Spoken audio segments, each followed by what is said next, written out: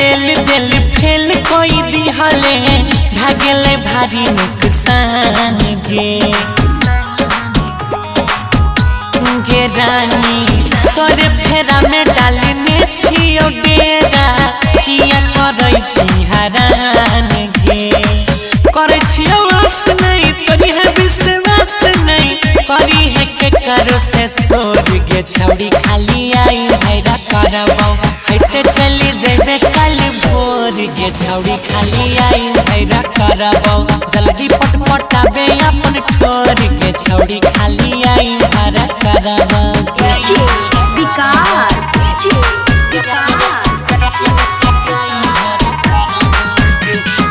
मटियार कला सीतामढ़ी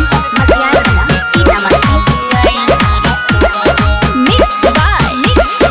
गुड्डू गुडेश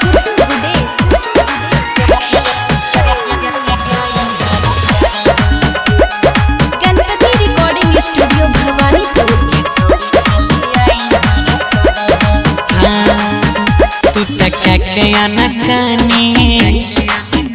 किया करे छी बेईमानी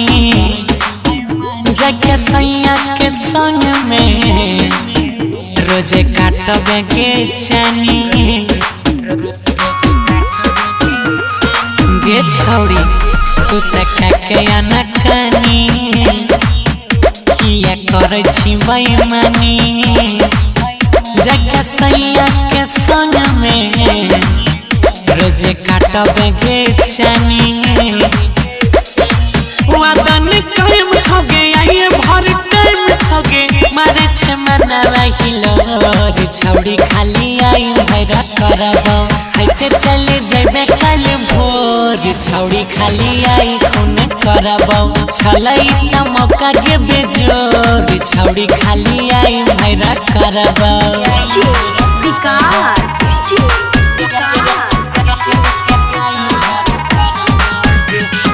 मटियार कला सीतामढ़ी मिक्स बाय गुड्डू गुडेश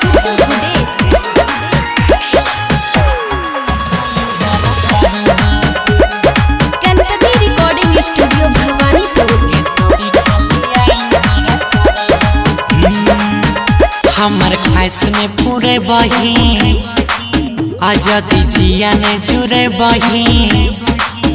तोरा है तो ने भल गे सैलन सुते नहीं पैबही सुन ले हमर ख्वाहिश ने पूरे बही आजादी जिया ने जुरे बही तोरा है तो ने भल गे सैलन नहीं रहे पैबही गौरविया जय छवा रोल कुंदन पीछा पड़ल छोड़तो ने राकेश तोहर कोरी गे छौड़ी खाली आई हैरा करबौ हैते चली जेबे कल भोर गे छौड़ी खाली आई हैरा करबौ जल्दी पटपटाबे